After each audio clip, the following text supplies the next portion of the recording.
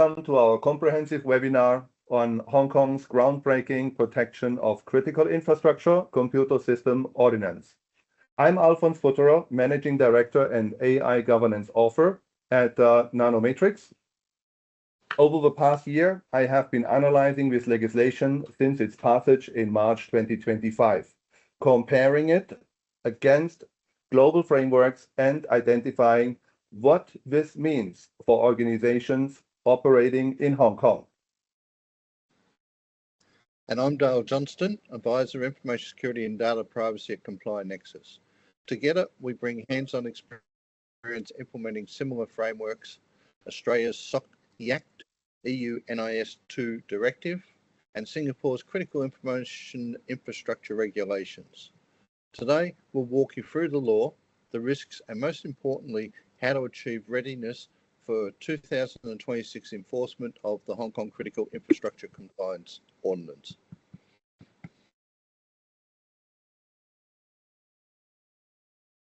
So what you're seeing on these slides represent more than just a new law. This is Hong Kong's first dedicated cybersecurity legislation specifically designed for critical infrastructure protection. Over the next 90 minutes, we'll provide you with an actionable intelligence you can implement immediately.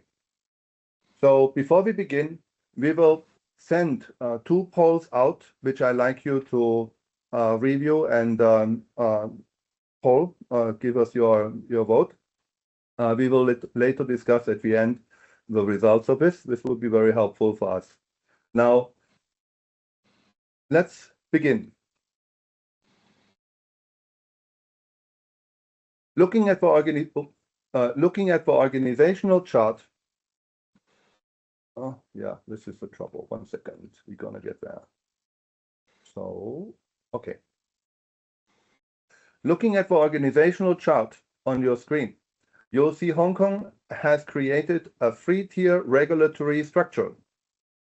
At the apex is the Commissioner of Critical Infrastructure for Critical Computer Systems, appointed by the Chief Executive for terms up to 5 years. This position serves as a primary regulator for most sectors and holds investigation and enforcement powers. We'll discuss in detail later. Notice the 2 designated authorities shown in the middle tier, the Hong Kong Monetary Authority for Banking and Financial Services and the Office of the Communications Authority for Telecommunications and Broadcasting. This dual-track approach ensures both unified command and specialised sector expertise, something Australia's SOCI Act struggled with initially due to insufficient sector-specific knowledge. This structure mirrors Australia's framework, but with Hong Kong characteristics efficiency. Unlike the European Union's framework approach across 27 member states, each with different implementation approaches, Hong Kong creates unified command. The Commissioner can override designated authorities when cross-sector coordination is necessary, and in modern cyber incidents, that often spans multiple infrastructure types. This authority is critical.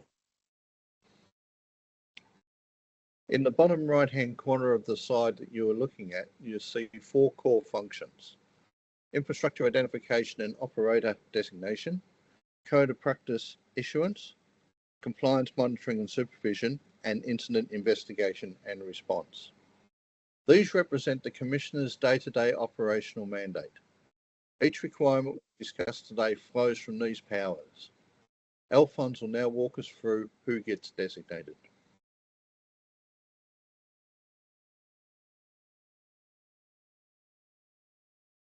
Great.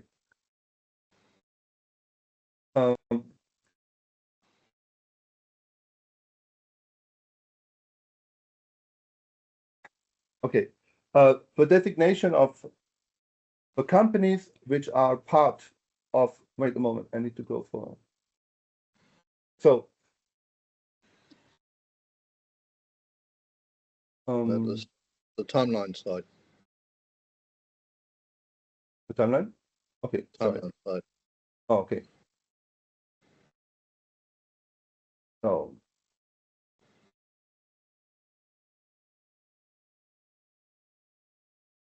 So let's take us through the legislative timeline you see on the screen. On March 19, 2025, Hong Kong's Legislative Council passed the Critical Infrastructure Ordinance.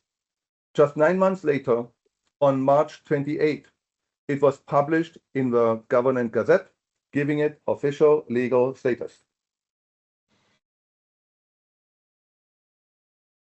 Hong Kong's timing Yeah, go is ahead. strategic. Unlike mainland China, which moved quickly with its 2016 cybersecurity law, Hong Kong deliberately waited to observe global implementations. What you're seeing is a second-generation framework that learned from Australia's SOCI Act challenges, EU NIS2 implementation costs, with averaged a 22% increase in cybersecurity spending, and Singapore's real-world experience with rapid incident reporting requirements. The key dates everyone needs to focus on is January 1, 2026. That's the date where full enforcement begins. This is when penalties become active and the Commissioner's Office is operational. Then through mid-2026, the first designation phase commences.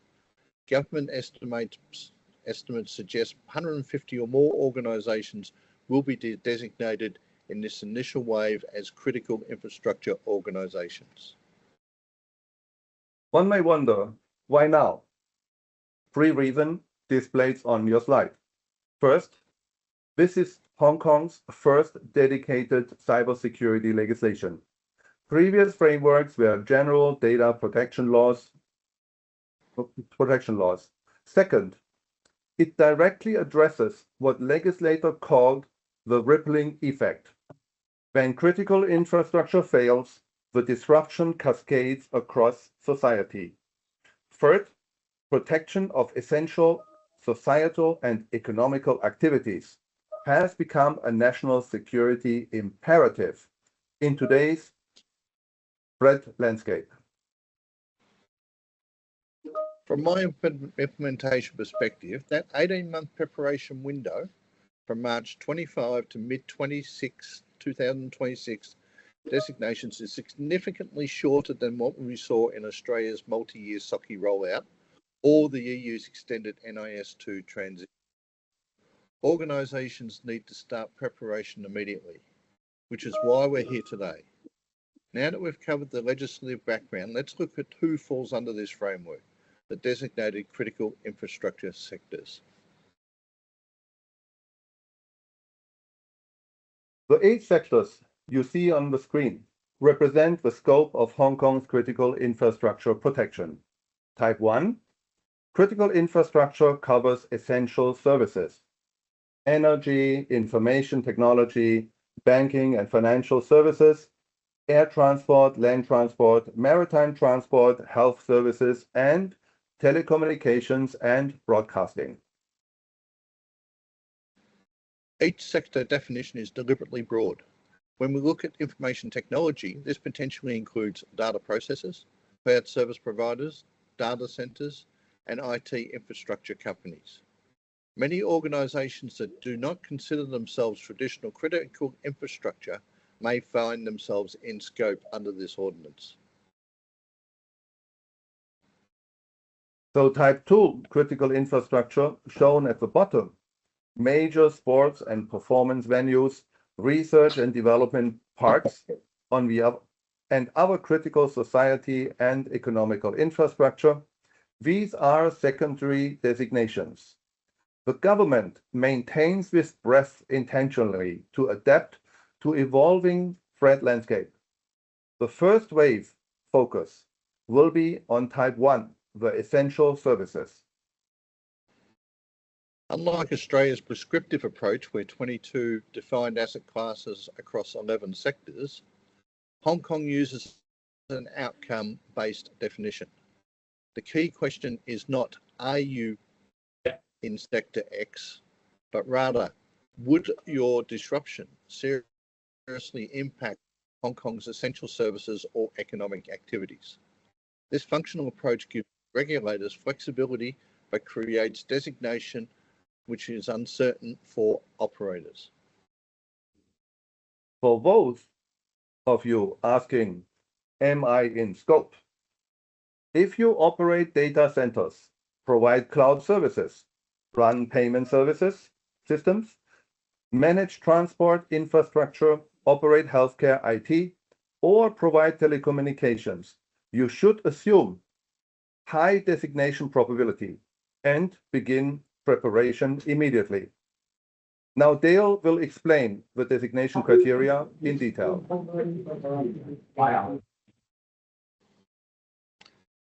Okay. Section 12 of the Ordinance establishes 5 designation criteria displayed on your slide. First, you must operate critical infrastructure.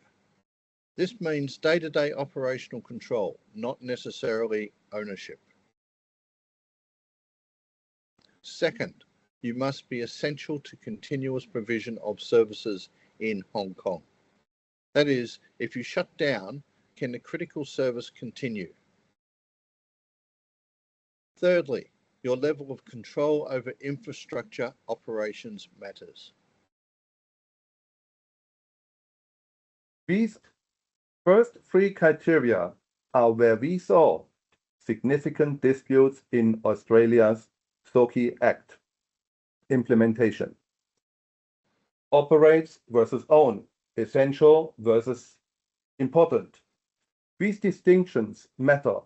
Hong Kong's language suggests they learned from Australia's precedents to create a clear operational definition. Let me now look at the 4th and 5th criteria. Dependence on information technology systems and sensitivity of controlled digital data. For most organisations on this call, your IT dependent by definition. If you handle financial data, health information, personal data, or government data, you may very likely meet this sensitivity criteria.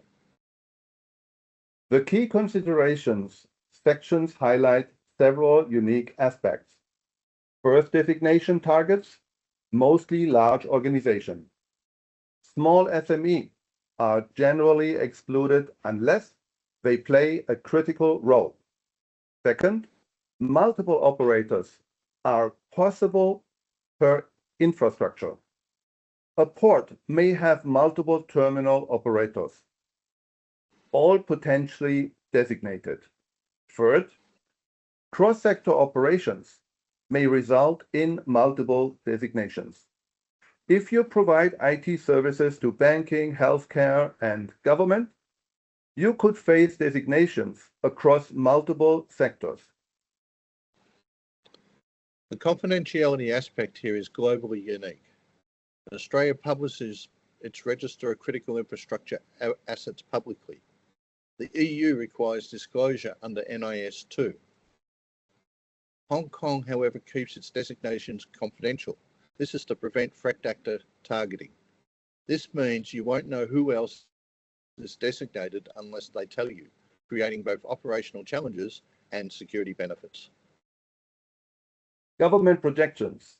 An estimated 150 or more organizations in the first wave, with phase designations starting mid-2026. If you meet these criteria, begin preparation now. Don't wait for designation notification. It compresses your timeline unacceptably.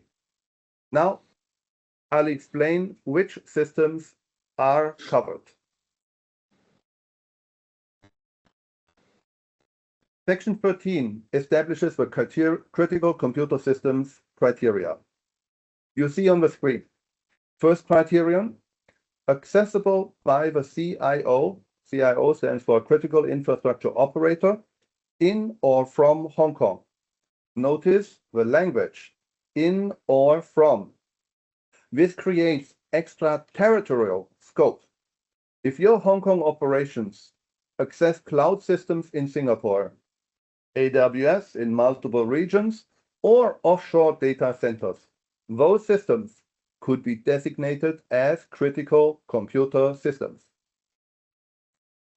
This extraterritorial reach is similar to Australia's SOCI Act, capturing offshore assets accessible by responsible entities. It creates compliance obligations extending beyond Hong Kong's physical borders, a significant consideration for multinational organizations. Second criterion, essential to core function of a critical infrastructure. The test here, can you maintain operation without these systems for more than 24 hours? If the answer is no, it's essential. Third criterion, serious impact if interrupted or damaged. Quantify this.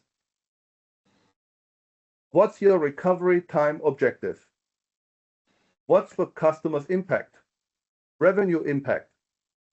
If distribution or disruption affects more than 1,000 users or costs more than 1 million per day, Hong Kong dollars, that is serious. The fourth criterion shown, systems may include hardware, software, data, networks, cloud services, and crucially, can be located outside Hong Kong if accessible from Hong Kong. VPN access, cloud management consoles, API connections to SaaS platforms, remote infrastructure management, all potentially could be in scope of this Critical Infrastructure Ordinance in Hong Kong. The designation factors at the bottom tell us how the Commissioner will assess role in respect of core function, impact of disruption or destruction, relationship to other computer systems, and connections with other CIO systems. This last factor is key. Once one system is designated, interconnected systems may be assessed. If you provide services to other CIOs, your interconnections may trigger designation, even if your primary function isn't in the 8 sectors. Action item for everyone. Map every system accessible from Hong Kong. Include cloud services, SaaS platforms, offshore infrastructure, third-party tools. Then you'll need to assess each against these 4 criteria. This becomes your scope definition for all subsequent compliance obligations. Now let's move on to the 3 categories of obligations, starting with Category 1. Category 1 establishes 3 foundation organisational requirements. First, under Section 19, you must maintain a Hong Kong office capable of receiving official notices and documents.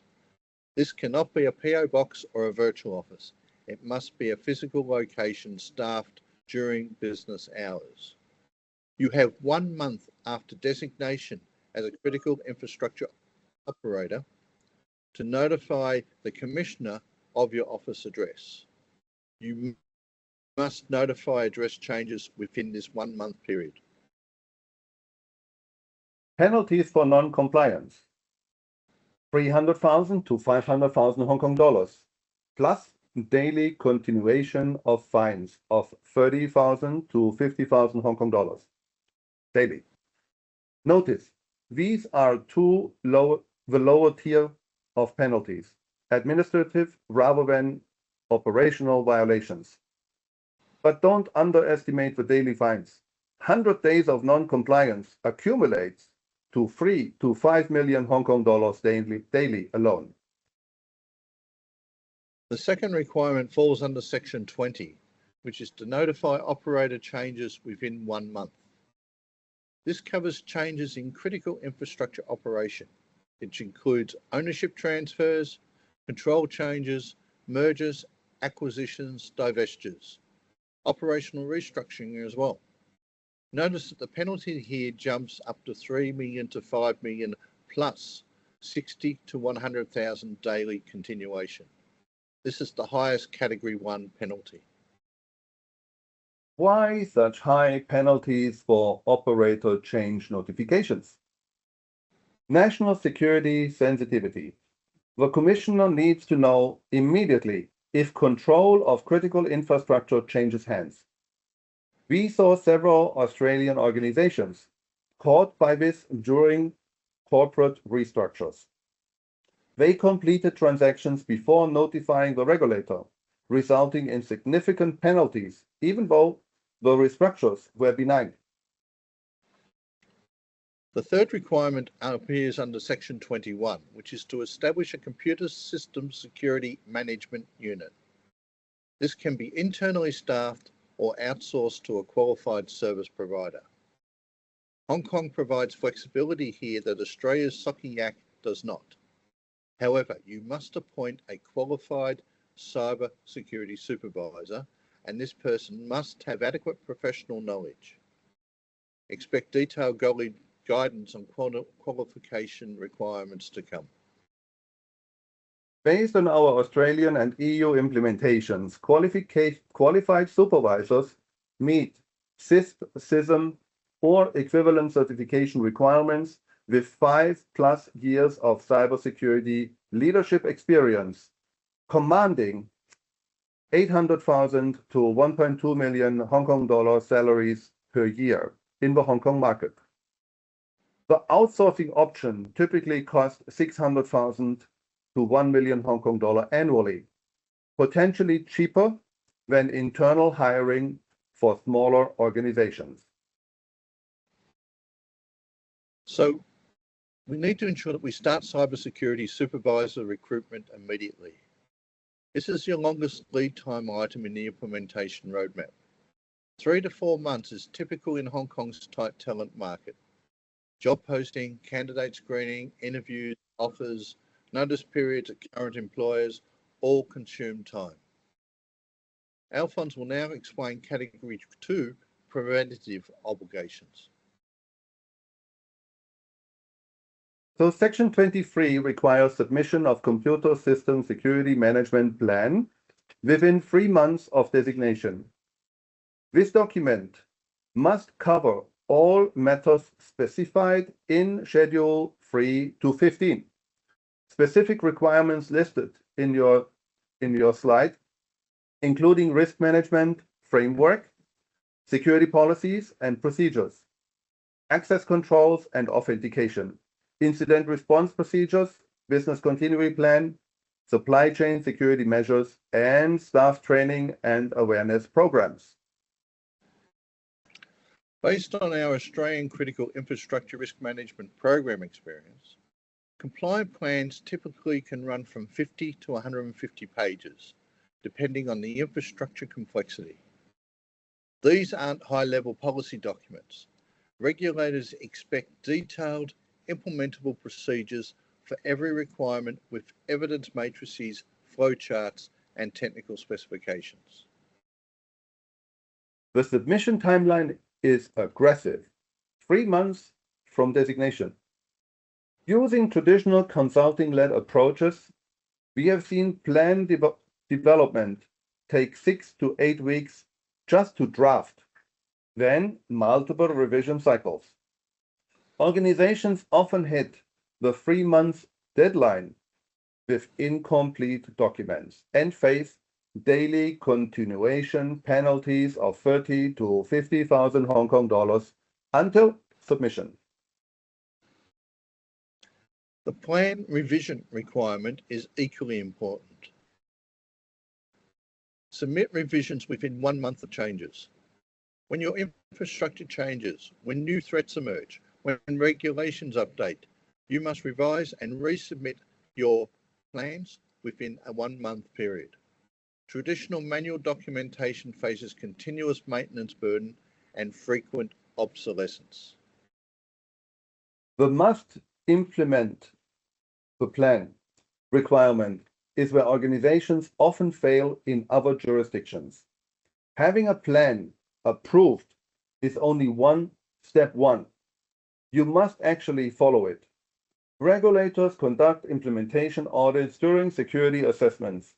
Discrepancy between documented procedures and actual practices result in non-compliance findings and penalties. This is why we built Comply Nexus's AI-powered platform to generate comprehensive regulatory approved plans in less than 6 and to maintain them automatically as your environment evolves. Let's discuss the ongoing assessment and audit requirements. Section 24 requires computer security risk assessments. Your first assessment is due within 12 months of designation, with subsequent assessments required at least annually. You must submit the assessment report to the Commissioner within 3 months of completion.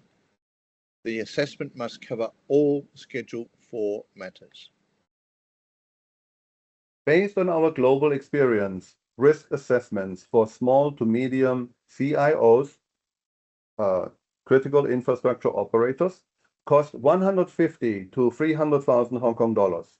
Large, complex CIOs, major banks, telecommunication providers, large data centers, expect 400 to 600,000 Hong Kong dollars.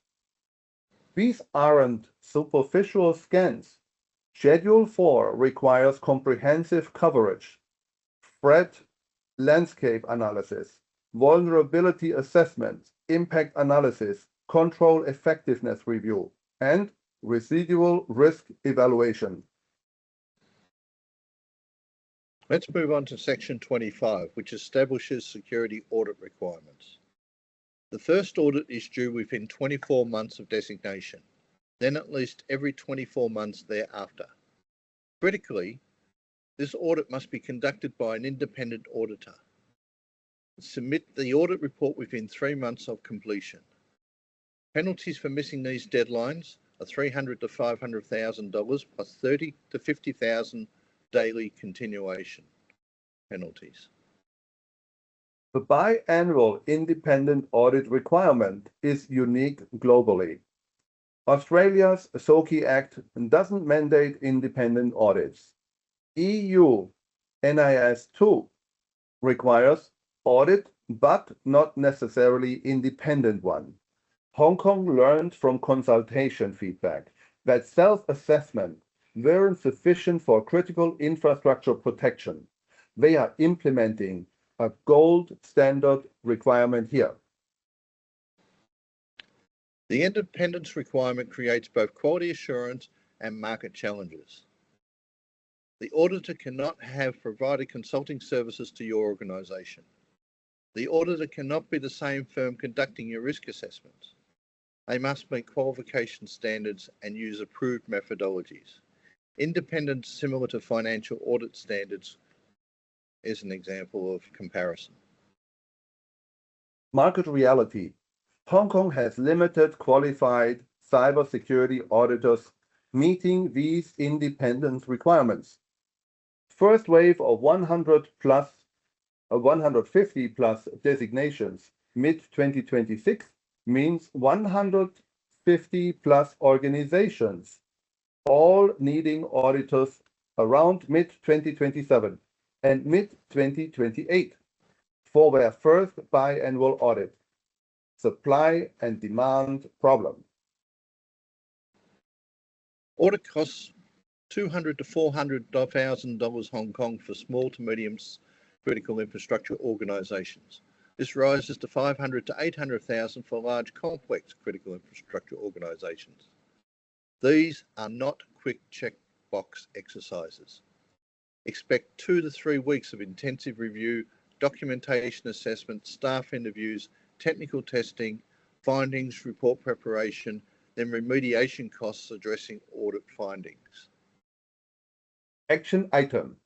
Identify qualified independent auditors now.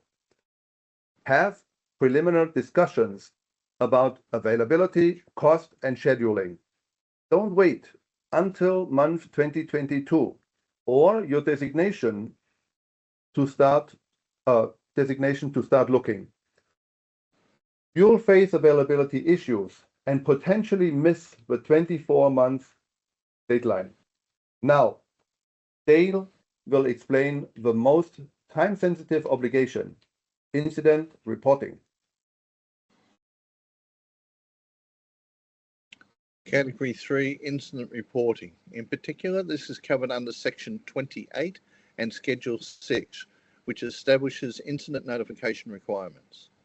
For serious incidents, you have a maximum of 12 hours from when you become aware to notify the Commissioner. For other incidents, 48 hours is the maximum period. The chart on your slide shows Hong Kong's position in the global landscape, which is in the next slide. Oh, yeah. Let me see. Here. Yeah. So this Hong slide yeah, go ahead. shows Hong Kong's position in the global landscape. If you ever feel bad about 12 hours, maybe 2 hours makes you feel better. Yeah. Now, Hong Kong's 12-hour time window for serious incidents matches Australia's most critical categories, but applies more broadly. Singapore requires 2 hours notification, but only for suspected advanced persistent threat attacks under their 2025 requirement. EU NIS2 requires 24 hours early warning, followed by 72-hour full reporting. A two-stage approach. EU's GDPR, the Data Privacy Protection Regulation, requires 72 hours. It applies specifically to personal data breaches, not critical infrastructure incidents in general. From our own experience, most organizations need 4 to 6 hours just to determine if an incident qualifies as serious under the definitions.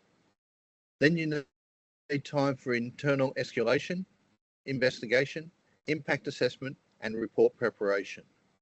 The 12-hour deadline is achievable, but requires automated systems and predefined workflows. Notice the penalty structure. 3 to 5 million Hong Kong dollar with no daily continuation. Why no daily fines? Because incident reporting failures represent immediate irreversible harm to national security. The incident already occurred. Continual penalty don't change that. The 5 million Hong Kong dollar maximum reflects the severity of failing to notify within required timeframes. The comparison table shows standard incident reporting across frameworks. Hong Kong 12 hours serious, 48 hours standard. NIS2 24 hours early warning, 72 hours full report. Australia SOCI 12 hours if significant cyber incident.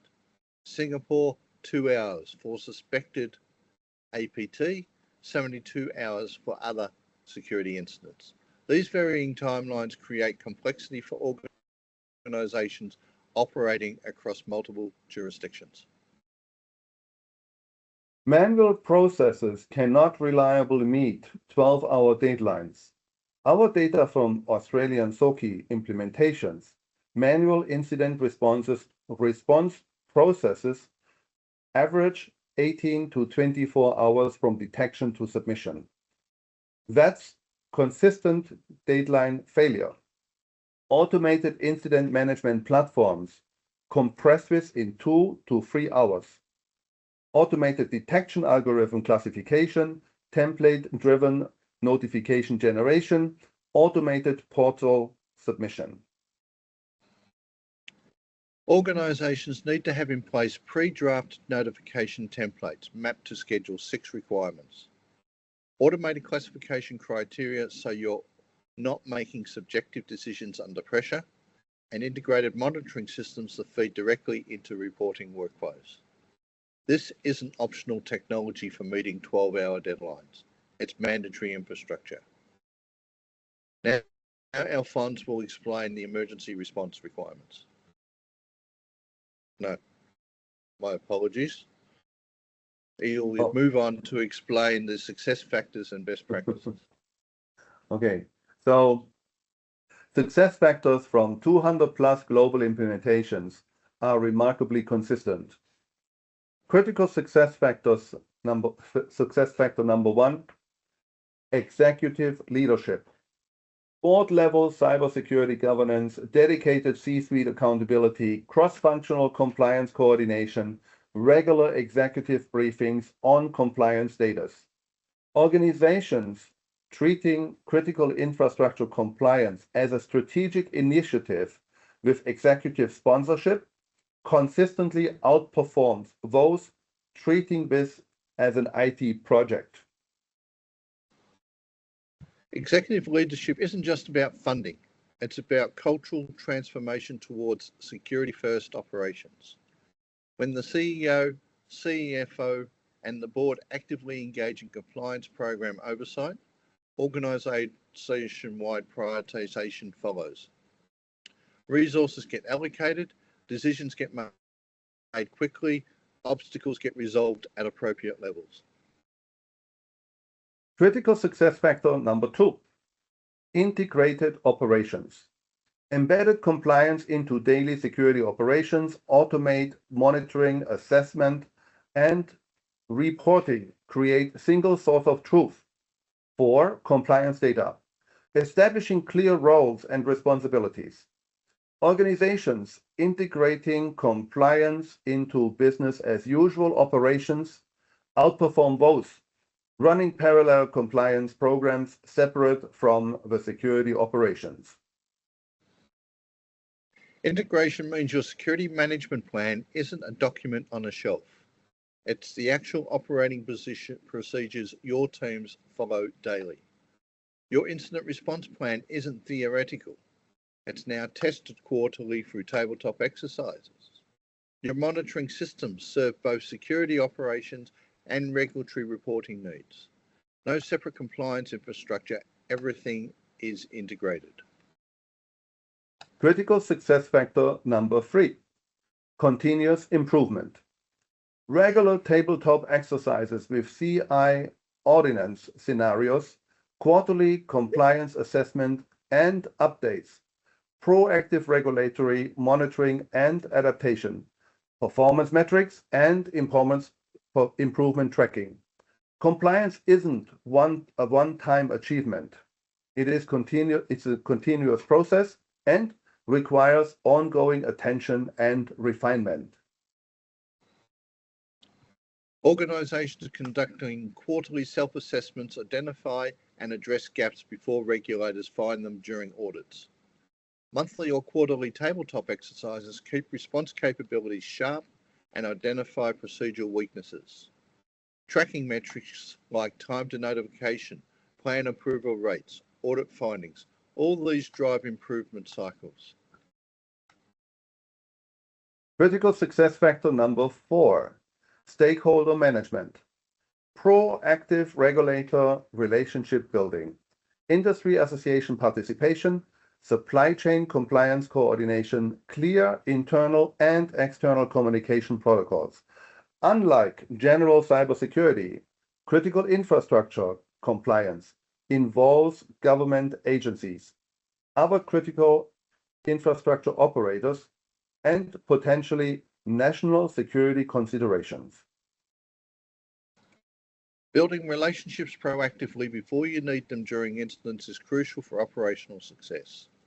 They're the Commissioner's Office staff, designated authority representatives, peer critical infrastructure organisation security teams, critical supplier security personnel, industry association working groups. These relationships facilitate information sharing, early warning of regulatory changes, and coordinated incident response. Organizations that treat critical infrastructure compliance as a compliance checkbox rather than an operational capability consistently struggle. Those that embed it into strategic planning, invest in automation and integration, maintain continuous improvement processes, and build stakeholder relationships. These organizations not only achieve compliance, but build operational resilience, providing lasting competitive advantage. So let's look at some action items. Secure executive sponsorship at the board or C-suite level. Integrate compliance requirements into security operations rather than creating parallel programs. Establish quarterly compliance review cycles with metrics tracking. Build proactive relationships with the Commissioner's Office and peer organisations.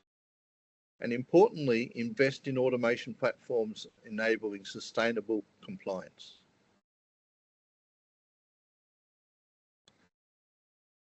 Now, our final recommendations and next step.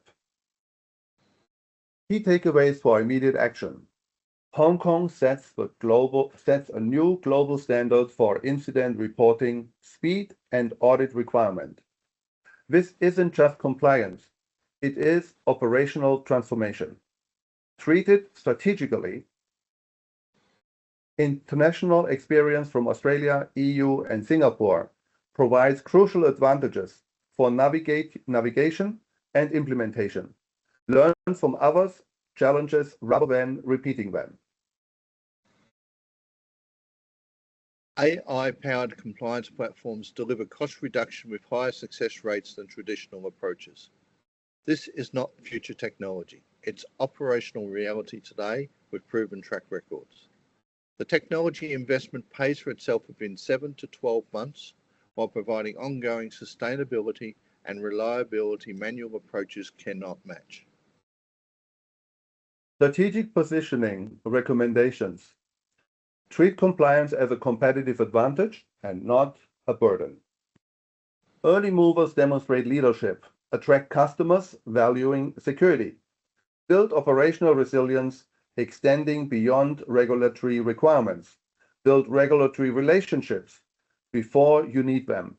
Proactive engagement with the Commissioner's Office facilitates smoother designation process, better guidance, implementation, interpretation, and coordinated incident response when events occur.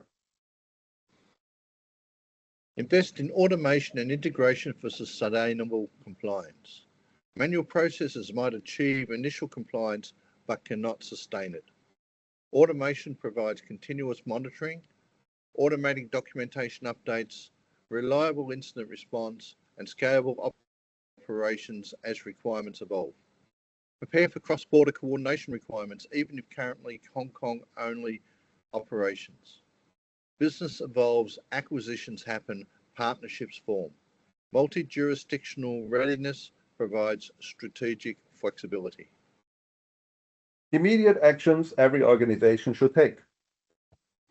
Assess critical infrastructure designation likelihood for your organization using Section 12 criteria we discussed. Map technology dependencies accessible from Hong Kong per Section 13 requirements. Begin cybersecurity supervisor recruitment process. This is the longest lead time item. Establish Hong Kong office if required. Address Category 1, foundational obligations. Schedule readiness assessments within 30 days while momentum is fresh. Remember, the goal here isn't just regulatory compliance, it's operational excellence in cybersecurity. Hong Kong's Critical Infrastructure Ordinance framework properly implemented will make your organisation more secure, more resilient, and better prepared for cyber threats of 2026 and beyond. The investment in compliance infrastructure pays dividends across your entire security program, business continuity capabilities, and operational maturity. Hong Kong's framework represent evolution of critical infrastructure protection, learning from global implementations while addressing unique local requirements. Organizations embracing this proactively will not only achieve compliance, but build operational resilience, providing lasting competitive advantages. This is a strategic opportunity disguised as a regulatory requirement.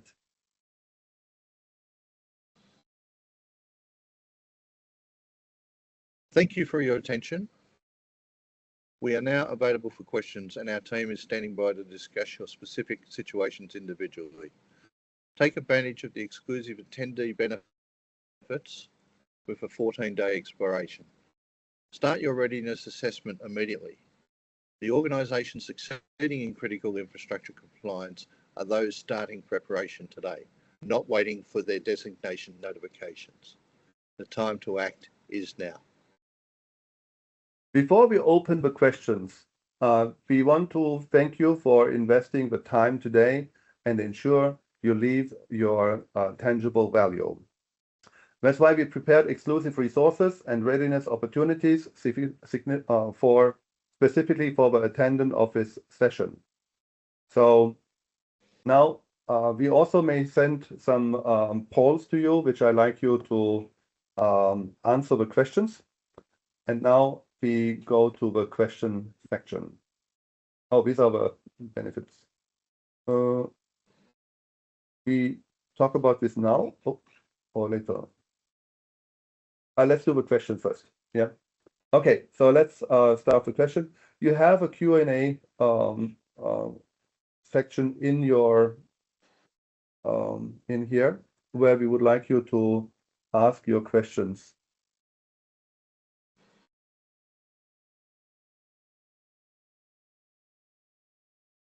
So I have a question, Dale. If an organization is certified ISO 27001 for information security management, will they automatically be compliant with the Critical Infrastructure Ordinance? The answer to that is no, they will not be automatically compliant with the Infrastructure Ordinance, mainly because of the requirements for the assessments, the internal assessments and audits, which must be specifically performed against the critical infrastructure requirements. However, if you have in place 27001, then you're already fully aware and conversed in infrastructure continuous improvement, reporting, and compliance cycle. So you are a long way advanced already if you have that infrastructure in place. A different level here applies. 27001 is an information security management system. It is quite high level. With the Critical Infrastructure Ordinance, it goes down into a very operational level of compliance checking. Therefore, extra resources will be required.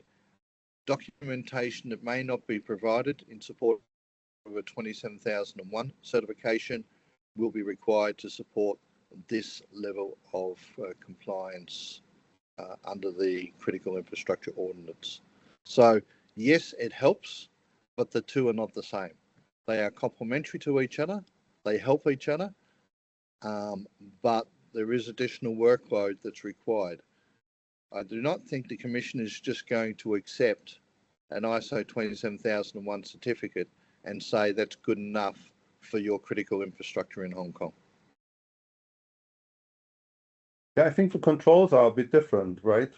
I mean, we looked at it, and the specific statements, when you analyze the Critical Infrastructure Ordinance, you separate the informational statement from the requirement statements, and then you break it down into audit checklist. So at the most detailed level, the audit checklist looks somewhat different. Is that correct? It will look different, yes.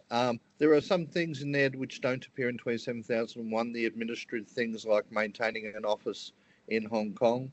27001 talks about organisational and roles and responsibilities for security. Critical Infrastructure Ordinance talks about roles and responsibilities for the critical infrastructure security.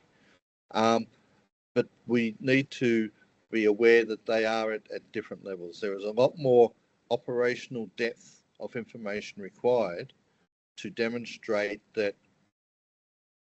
resilience is in place, I think is the key word.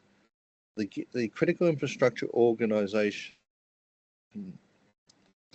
Infrastructure Ordinance is all about maintaining social stability and norm in Hong Kong. Anything that creates instability, the banking system stops working. Airport authorities are unable to send airplanes out because the check-in system's been hacked or something like that. All of that creates disruption to Hong Kong. All of that needs to be demonstrated that if this scenario happens, how do you act resiliently? How do you recover? In what time do you recover? All of these type of questions and issues need to be addressed. What is your risk assessment process? Have you identified all of these risks for resilience of running your resilient infrastructure? And has that been communicated and practiced by all of your suppliers, all of your third parties that provide infrastructure? If you're hosting your data on a cloud platform, how confident are you that they are resilient enough to not critically interfere with your own organization's operation? Okay, so now maybe our audience may wonder, why are we talking about, well, we explained, we talked about SOCI Act from Australia, Singapore, and Europe, right? And we took in this webinar a comparative approach where we compare, yeah? But there is another reason for this, and if nobody noticed it, most Hong Kong companies are not only operating in Hong Kong, they have a branch office somewhere or they have a headquarters somewhere, yeah? So it is actually important for the incident response team in Hong Kong to understand and know also the response requirement to other critical infrastructure ordinances where they're in place, or laws. For ordinances for city, laws for countries, yeah?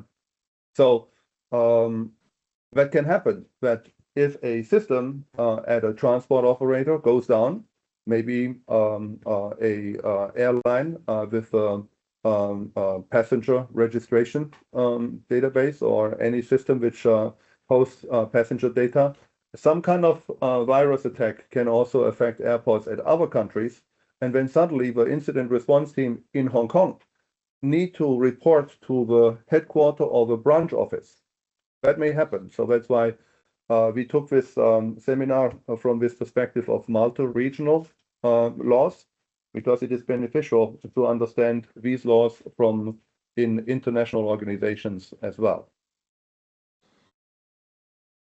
Now, any questions? I don't see, maybe you don't find the checkbox, or it went into the message box here. No. Yeah, I've seeing some questions. Barry has asked us, financial services include insurance? The answer is potentially yes, Barry. At the end of the day, it's at the discretion of the commissioner to determine which critical infrastructure, which organisations are deemed to be critical infrastructure organisations. So, just being an insurance organisation itself may not mean that you're a critical infrastructure organisation. They may take into account other factors. So, for example, that you're an organisation handling more than 1 million Hong Kong residents or something along those lines. But at the end of the day, any organisation could be designated a critical infrastructure organisation depending on the commissioner's understanding of the role that that organisation is playing in society in Hong Kong. Okay, I found the questions. Yeah. Dale, does the cybersecurity supervisor needs to be in Hong Kong, or can he be in India, as many tech companies or tech teams are based there? Right. Now, from my, as we said, there needs to be the primary person needs to be accessible in Hong Kong. The office needs to be in Hong Kong. When they issue notices, they want the Critical Infrastructure Commissioner or their designated authorities will be issuing those instructions to Hong Kong. So wherever those instructions, it could be that the government has detected a hack on your system. They will not be communicating to any organisations in India or other countries. They will be communicating to the designated contact point in Hong Kong. As to the cybersecurity supervisor, do they need to be physically in Hong Kong? In the back of my mind, the memory was yes, they do. However, I would need to suggest that that question will be clarified by the Commissioner in its implementation guidance going forward. But going back to what we said earlier, the role of the cybersecurity supervisor is not just oversighting a technical function, it's maintaining relationships with the Commissioner and or the designated authorities. It's operating in Hong Kong for the Hong Kong organisation. So there are very strong benefits of that cybersecurity supervisor being in Hong Kong, yes. Okay, great. So Felix asked, can you share more details or examples about the extraterritorial aspect of a regulation for international telcos?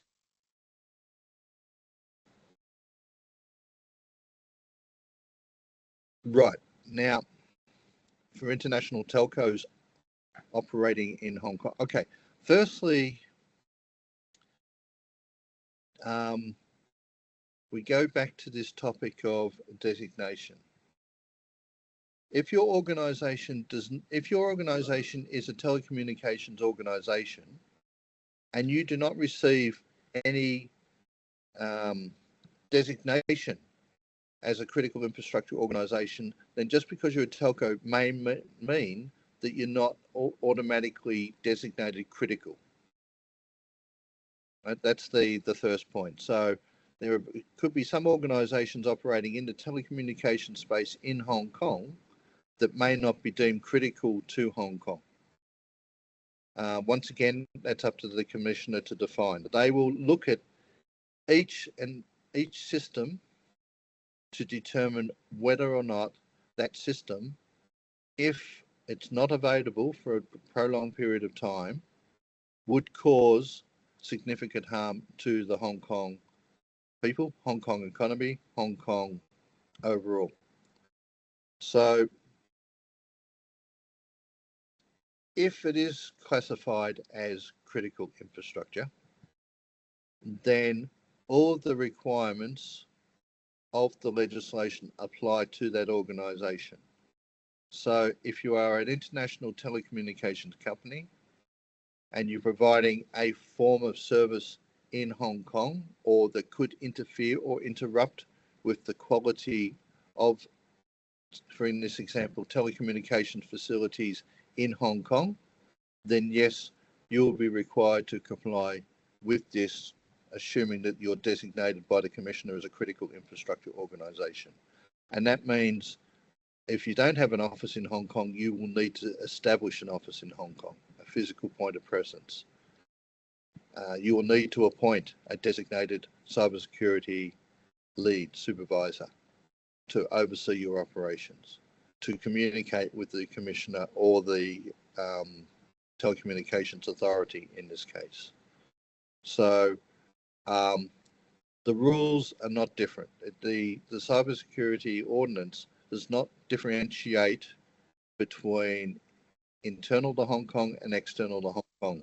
The same rules, the same questions, the same responses are all required to the Commissioner. Here is an interesting one from Ramos.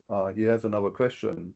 Does maritime transport, including vessel management itself, I think is classified as critical infrastructure, or only the physical infrastructure such as ports as mentioned on the deck? I think we are talking about the Critical Infrastructure Ordinance, which is actually only relating to critical computer systems. Yeah. So then you need to break it down.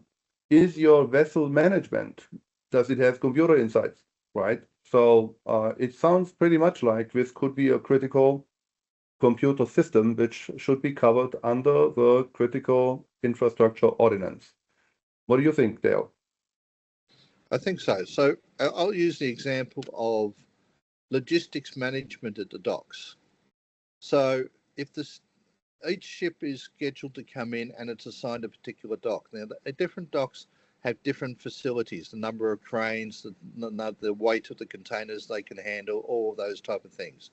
If that system that manages the parking, if you like, or the docking of the vessels becomes unavailable, then potentially, yes, we have a situation where we start having a major impact to Hong Kong in that vessels are not able to dock because they don't know where to go, or they go to the wrong docks, or whatever. So a vessel management system from the Port Authority, as an example, potentially would be critical infrastructure because it has a cascading effect. If something stops today, it gets worse tomorrow and worse the next day. So but if you come down to an individual ship itself, potentially not. It's sort of like it's a cog in the wheel. But what's managing the entire infrastructure? Absolutely. And it could be, I use the dock management system as one example. It could be the transport management system, the trucks that come in to take the containers away. Coordinating the drivers and where they go at what time to pick up what container. If that system fails, then that also could be deemed to be a critical infrastructure piece of equipment. So it's not related to maritime transport, but it's a flow on to the next leg of maritime transport. So I think there is also some. Oh, sorry, go ahead. No, yeah. So I think those type of systems that I've described very much would, potentially fall into critical infrastructure computer systems. Yeah, in context to this question, I remember an example which I heard during a presentation from Mr. Francis Chan, the Deputy Director at the Security Bureau for Critical Infrastructure. He mentioned that it is some ordinance which is protecting the critical computer systems. So a company which might be crucial for Hong Kong to operate is maybe the buses, right? The bus companies. But they are maybe not classified under the critical ordinance as a critical infrastructure operator. That sounds maybe first not really logical, because what do you do if buses don't go, right? More than 1,000 impacted, millions of dollars lost. The problem is these buses, or no, not a problem. The good thing is these buses, they run without computer. So there is no impact. There's no cyber attack which can bring them down. Yeah, it is different to MTR. They use a lot of computers in order to operate, schedule, and make sure they arrive in time and don't crash along the way. Here, this is certainly a critical infrastructure operator. Yeah, I hope that helps in the description. Yeah. So I have another interesting question here. As a financial service provider, do I qualify as a CIO, critical infrastructure, automatically, or I will be notified from the authorities that I'm one of the designated CIOs? Yeah, there is no provision for automatic assignment as a critical infrastructure organisation. There is a lot of discussion in the ordinance that talks about any organisation in Hong Kong. The Commissioner has the power to write to and request information of systems or potentially computer systems that could be deemed critical infrastructure. But no, you do not qualify automatically. The Commissioner will identify organisations, they'll reach out to organisations, and potentially organisations have supporting third parties. They will be brought into the loop, where, for example, financial organisation A is a big company. They would be deemed to be critical infrastructure or a critical computer system. And then they find out that that system's operating on an AMS cloud platform, AWS cloud platform, or an Azure cloud platform. Then all of a sudden the owners of those platforms are now in the scope of being critical infrastructure as well, or providing critical infrastructure computer systems. But the short answer is no, you do not automatically qualify. You will, as I said earlier, you need to look at your assets and determine, for me, they may be critical for me and my organisation, but they may not be critical in the sense of the Hong Kong societal environment. So the best response to that is, if you're unsure, you can reach the Commissioner's office. As we said, this goes operational on the 1st of January 2026, and ask for clarification. But no, do not assume you're a critical infrastructure organisation until you have been designated a critical infrastructure organisation by the Commissioner themselves. I think some organization or managers or business leaders may think this is a bit awkward, sitting around and waiting to be designated and don't know, right? But the reason here is from a government perspective, the critical infrastructure requirements may change. Yeah, I mean, laws, they don't change every month. You cannot have an update next week or so. So that's why deliberately the language of who is designated, who will be pronounced or designated critical infrastructure operator is kept a little bit vague, yeah, so that the Security Bureau can adjust itself and say, like, oh no, now we see critical infrastructure should be, there should be more companies classified as critical infrastructure. We saw this in other countries that there were updates made over the years to this critical infrastructure regulations. And but the Hong Kong approach is quite flexible. We saw this in SOCI, for example. It's like when you read this text, it's like 30, 40 pages. Everything, every detail is described, who is in the box or out of a box. Yeah. But that some may perceive as advantage, but on others may not be seen as advantage. It's a matter of perspective, I believe. Yeah.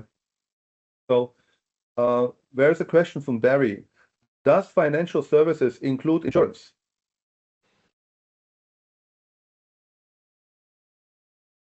I thought I addressed that one earlier. Oh, sorry. Okay. Potentially it does. I mean, it's a bit, it's one of those areas that obviously they don't fall under the HKMA, which is the designated authority for banking and financial services. They fall under the insurance authority.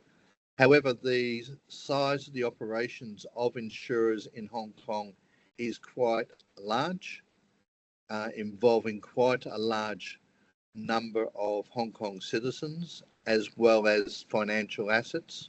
Therefore, I would expect that a broader definition of banking and finance will be taken to encapsulate insurers. Whether that'll happen on day one or happen progressively down the track will be up to the Commissioner. But I think you'll find that, yes, over time, insurers, particularly the larger insurers, will be identified as critical infrastructure organisations as well. So are there any more questions from the audience? Yeah, I think we went through most of them. Yeah. And I'm toggling back and forth. Is there something else? I mean, if I go back to that, the vessel management one, and I saw in the chat that it was, we manage the vessels themselves. I mean, if the number of vessels you manage is quite large, and there is a very, it could be unsettling if that whole fleet of ships was unable to come to Hong Kong for a particular reason, which involves quite a large volume of goods and anything, yes, potentially over time it probably could reach out and involve that, but I don't expect that'll happen on day one. I expect that may happen a little bit further down the track where the more locally impacting systems are under control. Yeah, all right. So another thing which I wanted to share, because I'm, as many know, I was doing a lot of work in AI governance, and we also develop our AI compliance and audit management platform. One of the early questions I had is this critical infrastructure ordinance good for managing the security or the risks related to AI? Yeah. And here I have to say, well, the risks which are implemented to organizations by using AI systems has to be considered. So what are the risks with AI systems? Well, often they are related to information. They can be covered by traditional cybersecurity measures, some of them, or with data privacy.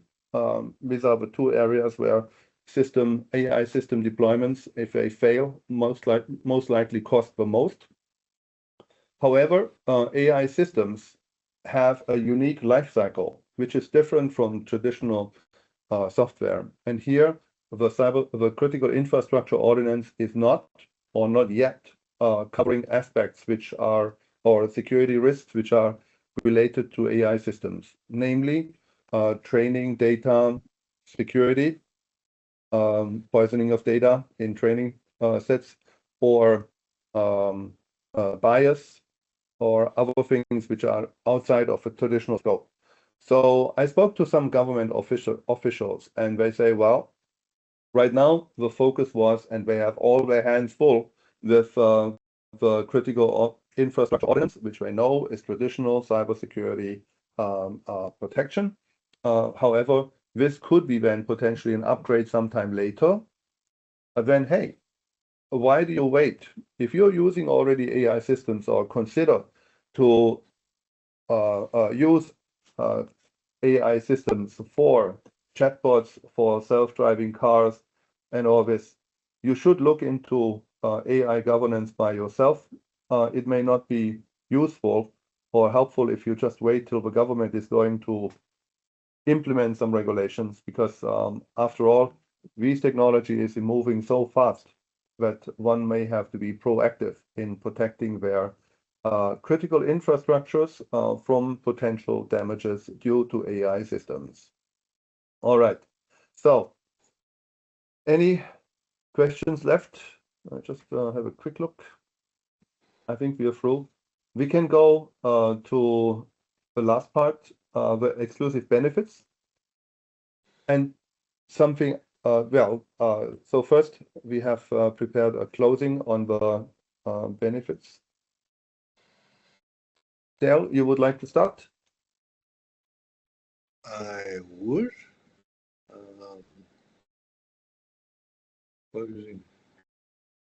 Okay. As an exclusive benefit for today's participants, we're offering a complimentary Critical Infrastructure Ordinance Readiness Assessment, preliminary gap analysis against all three obligation categories, customised 12-month implementation timeline, risk prioritised action plan with cost estimates. So we are also opening limited enrollment for our fast-track implementation program. Complete CI ordinance preparation in 90 days versus 12 months, standard timeline. Dedicated Hong Kong regulatory specialist, white glove implementation support, limited to 5 organizations for quality assurance. Give Hong Kong's compressed timeline to mid-2026 designations. Early starters have significant competitive advantages. Additional exclusive benefits. AI-generated documentation templates of all critical infrastructure ordinance requirements, customised to your infrastructure. multi-jurisdiction incident reporting toolkit if you operate across Asia Pacific, quarterly regulatory update briefings keeping you informed of Commissioner guidance, code of practice releases and regulatory interpretation developments. These offers expire in 14 days from today. Fast-track program slots are limited because we provide dedicated specialist support. We won't compromise on our quality or quantity. We recommend all organisations begin readiness assessment within the next 30 days. Critical infrastructure designation process starts mid-2026, but preparation takes 8 to 12 months for complex organisations. Don't wait for official designation. Proactive preparation is the difference between smooth compliance and crisis management. We've covered a tremendous amount today, from legal foundations to implementation tactics. To help you translate this knowledge into practice, let's move forward. This is your opportunity to clarify specific points and align them with your organisation's real-world challenges. So with this, we arrived at the end of our webinar. We thank you very much for attending. Yes, Alphonse and Dale, we still have one message Yes. left from VPRIS. Yeah. It's in the chat. Okay, thank you. Okay, so our understanding is the Commissioner's Office will designate the CCS based on certain set of information. Should we wait for Commissioner? Yep. Okay. Okay. Yeah. So, Alphonse, you want to go first? Oh, give it a go on your side, please. Okay. That is correct. The Commissioner's Office will designate a CSS based on certain set of information, such as what you said: architecture, design, network diagrams, etc. The Commissioner's Office will contact the relevant organisations to which they believe are highly likely to contain critical infrastructure computer systems. Should we wait for the Commissioner's Office to ask, or can we provide it on our own? My suggestion is wait for the Commissioner's Office to contact you and then provide the details. However, you can prepare the details today. As I said earlier, you can identify all of your systems in your organisation and you can classify them as to their level of probability of being critical infrastructure or not critical infrastructure. Based on that prioritisation, you can then start preparing documentations similar to architecture, design, network diagrams, backup arrangements, resilient arrangements, quality of your internal knowledge for security and protection of the systems, firewalls, antivirus, endpoint detection controls, whatever the case may be. You can prepare all of that now. But my suggestion is wait for the office to contact you, because this ordinance is starting, and I expect that the Commissioner's Office is going to be very busy, and they will be prioritising who they go to in order to control the amount of workflow into their office from the various different organisations out there. So start your preparations internally now. Understand what they potentially could be asking for in terms of the documentation. But definitely the Commissioner's Office will contact the organisations, from my understanding, rather than letting all the organisations contact the Security Bureau or the designated authorities, HKMA or TA. I hope that answers the question. Okay, great. So before we wrap up, I would like to mention that we have planned a second webinar, which will cover other aspects from a Critical Infrastructure Ordinance. Today we have learned a lot, or we went through a lot of material, but this is good. The bad news, there is more. So stay posted for our message and invitation for our next webinar. I hope to see you there. And I hope this webinar was helpful and informative and clarified a lot of things which may have not been clear to you before we started this webinar. So thank you very much. It was a pleasure speaking to you today, and I hope I will see you sometime soon. Thank you. Thank you, everyone. Okay, bye-bye.